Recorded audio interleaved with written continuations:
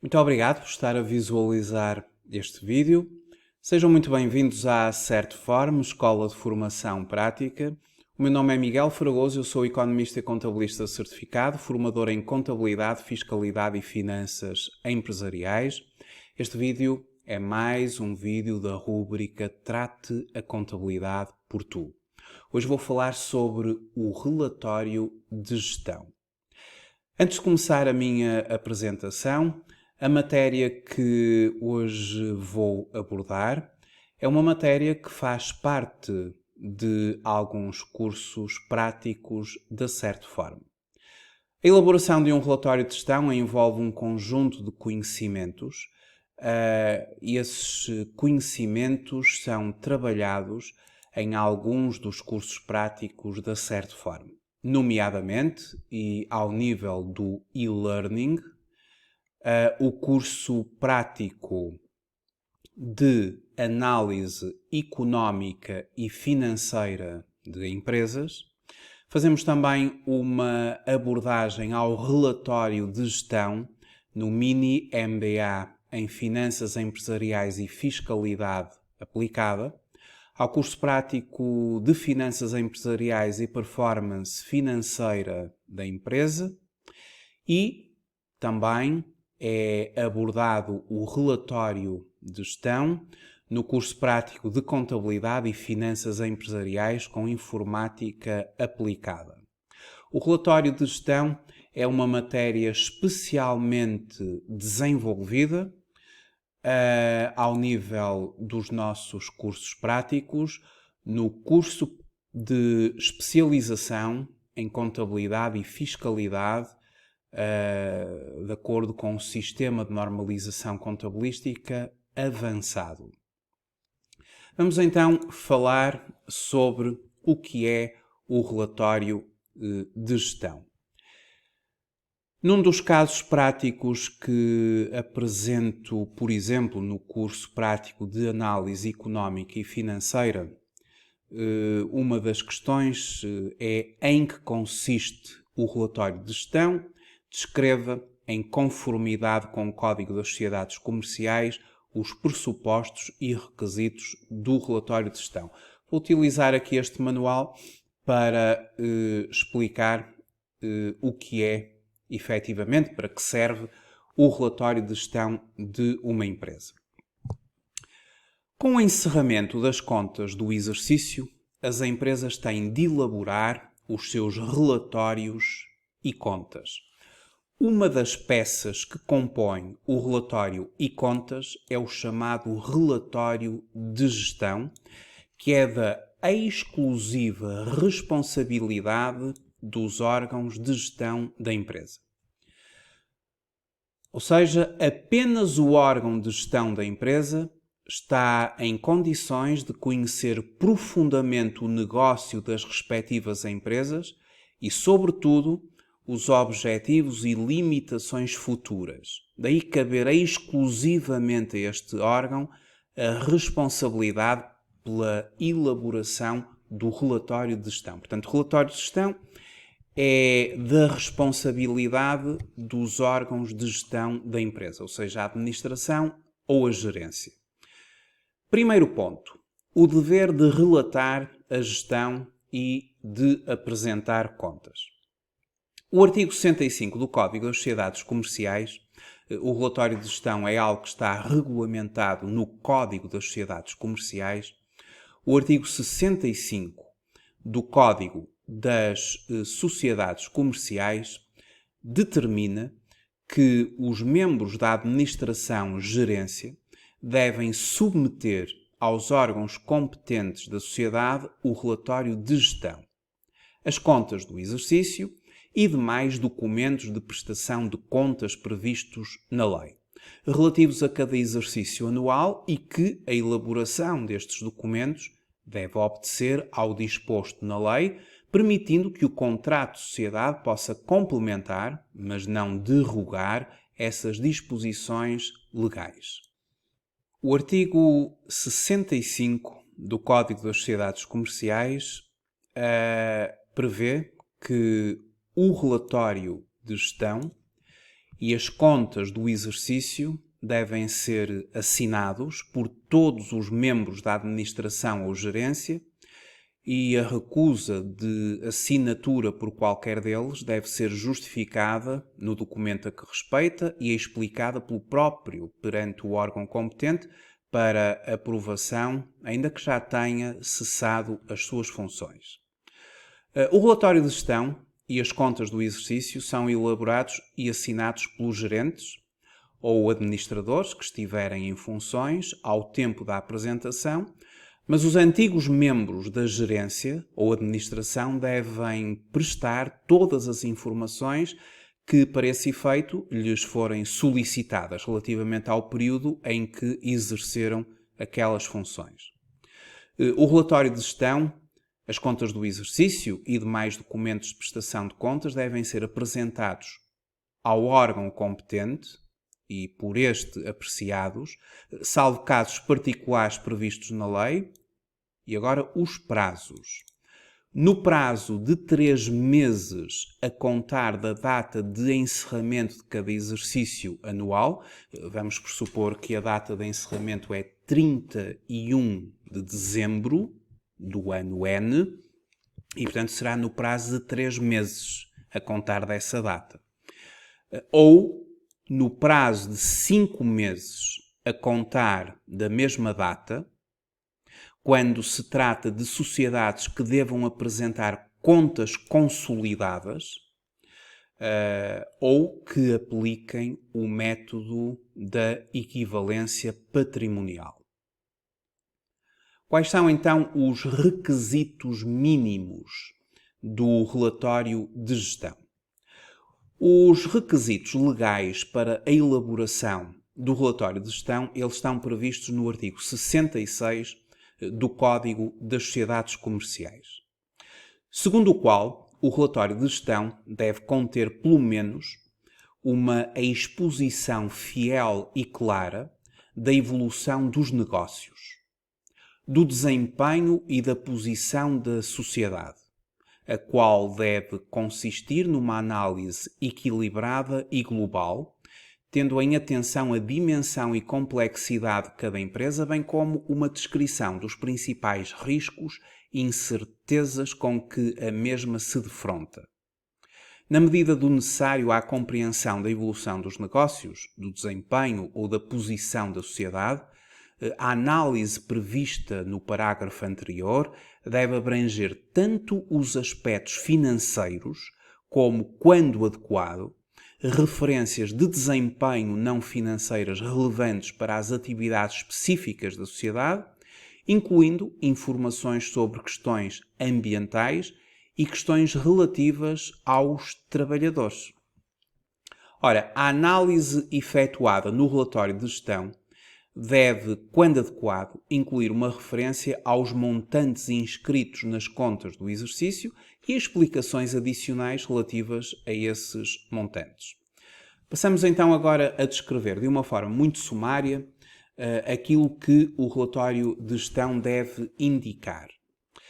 Bom, em primeiro lugar, a evolução da gestão nos diferentes setores em que a sociedade exerceu atividade, designadamente no que respeita a condições do mercado, investimentos, custos, proveitos e atividades de investigação e desenvolvimento. O relatório de gestão deve indicar os factos relevantes ocorridos após o termo do exercício, a evolução previsível da sociedade, o número e o valor nominal de cotas ou ações próprias adquiridas ou alienadas durante o exercício, os motivos desses atos e o respectivo preço, bem como o número e valor nominal de todas as cotas e ações próprias detidas no fim do exercício. As autorizações concedidas a negócios entre a sociedade e os seus administradores, e isto nos termos do artigo 297 do Código das Sociedades Comerciais. O relatório de gestão, ele deve indicar uma proposta de aplicação de resultados devidamente fundamentada. Deve indicar a existência de sucursais da sociedade e deve indicar os objetivos e as políticas da sociedade em matéria de gestão dos riscos financeiros, incluindo as políticas de cobertura de cada uma das principais categorias de transações previstas para as quais seja utilizada a contabilização de cobertura e a exposição por parte da sociedade aos riscos de preço, de crédito, de liquidez e de fluxo de caixa, quando materialmente relevantes para a avaliação dos elementos do ativo e do passivo, da posição financeira e dos resultados, em relação com a utilização dos instrumentos financeiros. Comecemos então agora por explorar um pouco, se bem que de forma sumária, a proposta de aplicação de resultados, que é um dos elementos que o relatório de gestão deve indicar. Como eu referi, na linha F, uma proposta de aplicação de resultados devidamente fundamentada. O órgão de gestão, ao elaborar a proposta de aplicação de resultados, tal como nos indica o artigo 66 do Código das Sociedades Comerciais, deve ter em atenção o que determinam os artigos 32 e 33 do mesmo Código das Sociedades Comerciais, uma vez que existem limites para distribuição de bens aos sócios, assim como limites quanto à distribuição de lucros e reservas não distribuíveis. Comecemos então pelos limites de distribuição de bens aos sócios.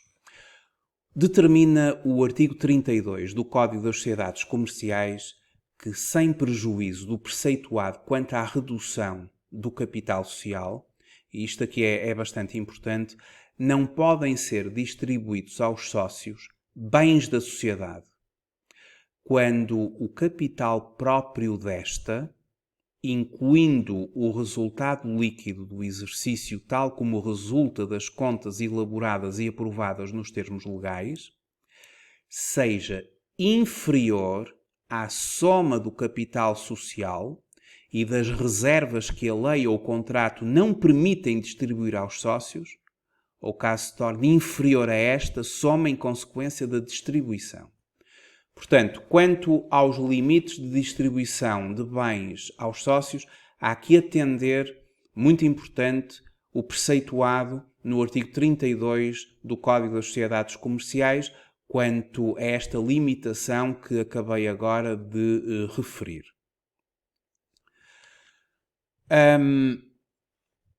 No que diz respeito aos lucros e reservas não distribuíveis.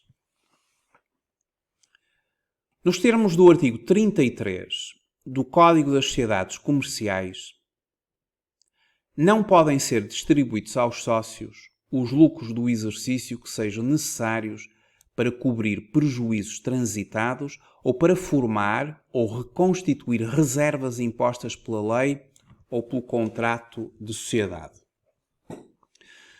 Não podem ser distribuídos aos sócios lucros do exercício enquanto as despesas de constituição, de investigação e desenvolvimento não estiverem completamente amortizadas, exceto se o montante das reservas livres e dos resultados transitados for pelo menos igual ao dessas despesas não amortizadas.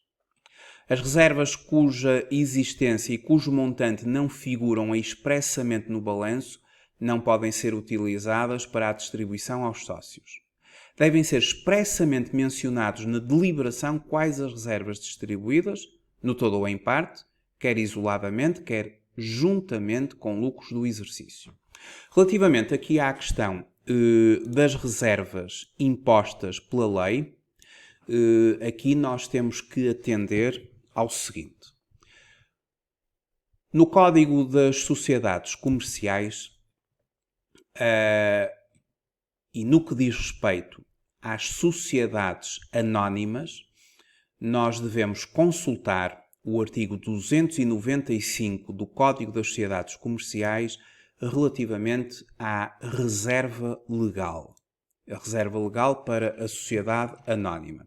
E segundo o artigo 295 do Código das Sociedades Comerciais, a reserva legal, uma percentagem não inferior à 20ª parte dos lucros da sociedade, a 20ª parte dos lucros da sociedade, portanto 5%, é destinada à constituição da reserva legal, sendo o caso disso, à sua reintegração, até que aquela represente a 5ª parte do capital social. No contrato de sociedade podem fixar-se percentagem e montante mínimo mais elevados de reserva legal, até que aquela represente a 5ª parte do resultado do capital social. A 5ª parte é 20%. Portanto, a reserva legal numa sociedade anónima deve corresponder a uma percentagem não inferior à 20ª parte dos lucros da sociedade. Portanto, a 20ª parte é 5% dos lucros da sociedade, é destinada à constituição da reserva legal e, sendo caso disso, à sua reintegração, até que aquela represente 20% do capital social. O objetivo é atingir 20% do capital social, até que aquela represente a 5ª parte do capital social. Portanto, a 5ª parte é 20% do capital social. Portanto, atender ao artigo 295 do Código das Sociedades Comerciais.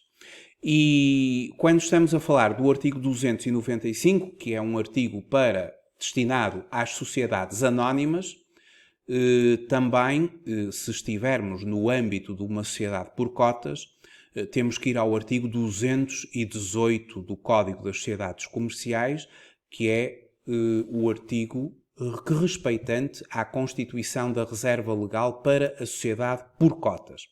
Na sociedade por cotas é obrigatório a constituição de uma reserva legal, aplicável exatamente nos mesmos termos da sociedade anónima, ou seja, do artigo 295, mas aqui na sociedade por cotas temos que ter em consideração que a reserva legal ela é aplicável o disposto nos artigos 295 e 296 deste Código, salvo quanto ao limite mínimo da reserva legal, que nunca será inferior a 2.500 euros. Portanto, na sociedade por cotas, há que ter em consideração o artigo 218 do Código das Sociedades Comerciais, face a este mínimo nunca inferior a 2.500 euros. Portanto, sociedade por cotas, artigo 218, sociedade anónima, 295 e 296. Isto relativamente, portanto, aqui aos limites mínimos quanto às reservas legais e que terão que ser tidos em conta quando estamos a pensar na proposta de aplicação de resultados. Ora, para além de termos que atender à proposta de aplicação de resultados, gostaria ainda de referir que no âmbito do relatório de gestão existe o anexo ao relatório de gestão que apenas se aplica às sociedades anónimas. O que é isto do anexo ao relatório de gestão apenas para as sociedades anónimas? O anexo ao relatório de gestão apenas é exigido para as sociedades anónimas e destina-se a divulgar a lista de ações e das obrigações detidas pelos membros do órgão de administração e de fiscalização e a divulgar a lista dos acionistas que sejam titulares de pelo menos 1/10, 1/3 ou metade do capital, bem como os acionistas que tenham deixado de ser titulares das referidas frações de capital. O artigo 447 e 448 do Código das Sociedades Comerciais, o 447 é sobre a publicidade de participações dos membros dos órgãos de administração e fiscalização e o 448, a publicidade de participações de acionistas. E estes dois artigos são artigos que deverão ser tidos em conta para melhor compreender os requisitos relativos à elaboração do anexo ao relatório de gestão.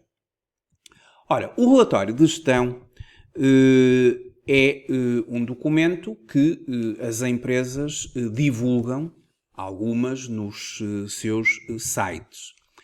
Se nós formos aqui, por exemplo, ao Google e se escrevermos relatório de gestão e exemplos, temos uma série de empresas, de instituições, de entidades que divulgam o seu relatório de gestão de períodos ou de anos de exercício. Vamos aqui, por exemplo, ao relatório de gestão de uma entidade, por exemplo, a Nova Base, aparece logo aqui nas pesquisas do Google, é público e, portanto, eu vou abrir e temos aqui o relatório de gestão de 2017 da Nova Base. Aproveito apenas para fazer uma breve visualização deste relatório de gestão. Ele é relativo ao período 2017. Todos nós teremos acesso a isto. Bastará colocar no Google relatório de gestão exemplos e, portanto, é público, está no site da entidade. Uma breve descrição e considerando os requisitos do artigo, portanto, do Código das Sociedades Comerciais. Este relatório de gestão começa pelo sumário financeiro, o volume de negócios, o EBITDA, os resultados líquidos da empresa, o net cash, o EPS do ponto de vista das ações. Depois temos o governo da sociedade, a criação de valor para os acionistas através da divulgação de um conjunto de indicadores, como o volume de negócios da empresa, o EBITDA, o resultado líquido para acionistas, a taxa de crescimento do volume de negócios, a taxa de crescimento do volume de negócios internacional, a taxa de crescimento do EBITDA, a taxa de crescimento do resultado líquido a acionistas, o crescimento do net cash, o return on equity, o return on assets, que é em percentagem, o return on assets dado pelo quociente dos resultados operacionais pelo total do ativo. A entidade até coloca aqui a forma como foi calculado o indicador.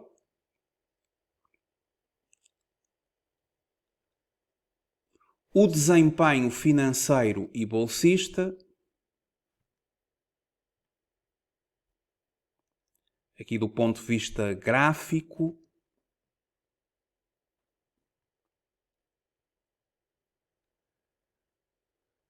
Trata-se de uma empresa que consolida contas e, portanto, também os dados respeitantes à consolidação.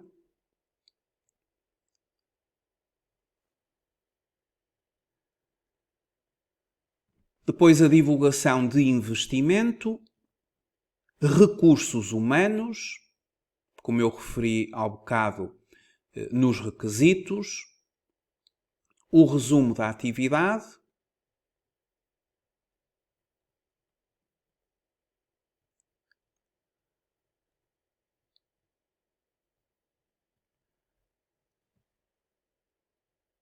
mais uma vez o comportamento bolsista, os riscos, o risco da taxa de câmbio, o risco da taxa de juros, fluxo de caixa e justo valor, o risco de crédito, o risco de liquidez, o risco de capital e depois as perspectivas para o novo ano. Neste caso estávamos no relatório de gestão 2017 e, portanto, são as perspectivas para o ano de 2018. Como referi, a proposta de aplicação de resultados, que é um elemento do relatório de gestão. O resultado líquido do período que a entidade apresentou em 2017, o cumprimento com o artigo 295 do Código das Sociedades Comerciais, como eu tinha referido quando estive a analisar este artigo, só para recordar, o artigo 295, para as sociedades anónimas, estamos a falar de uma sociedade anónima, e portanto temos que nos guiar pelo artigo 295, a reserva legal, uma percentagem não inferior à 20ª parte dos lucros da sociedade, 5% dos lucros da sociedade é destinado à constituição da reserva legal e, sendo caso disso, à sua reintegração, até que aquela represente 20%, a quinta parte, 20% do capital social. Aqui a entidade faz referência que, de acordo com a lei e os estatutos, 5% do resultado líquido do exercício destina-se ao reforço da reserva legal, até que esta represente pelo menos 20% do capital social, em conformidade com o artigo 295 do Código das Sociedades Comerciais. E depois, portanto, faz-se aqui a referência à proposta dos resultados líquidos em termos da sua distribuição. Depois o anexo ao relatório de gestão, uma vez que estamos perante uma sociedade anónima, apresenta anexos ao relatório de gestão consolidado. E aqui a lista dos titulares de participações qualificadas em 31 de dezembro de 2017. Portanto, como referi anteriormente, quando estava a indicar o que era o anexo ao relatório de gestão e o artigo 447 e 448 como referências para a elaboração deste anexo ao relatório de gestão, que é exigido para as sociedades anónimas e, como eu referi, destina-se a divulgar a lista das ações e das obrigações tidas pelos membros dos órgãos de administração e de fiscalização e divulgar a lista dos acionistas que sejam titulares de pelo menos 1/10, 1/3 ou metade do capital, bem como os acionistas que tenham deixado de ser titulares das referidas ações. E, portanto, a entidade aqui divulga as mesmas listas dos referidos, dos respeitantes titulares. Depois, as demonstrações não financeiras consolidadas, e é uma questão, se tiverem curiosidade, de ir ao site da nova base e têm acesso às demonstrações também, às demonstrações financeiras. A demonstração da posição financeira consolidada, que nós denominamos pelo balanço da empresa. A demonstração consolidada dos resultados, que é a demonstração dos resultados da empresa.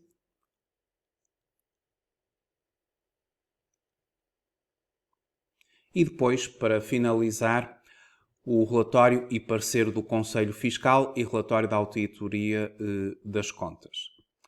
É uma entidade que tem um relatório de gestão e que eu gostei de o mostrar, uma vez que ele também é público, está divulgado no site da nova base.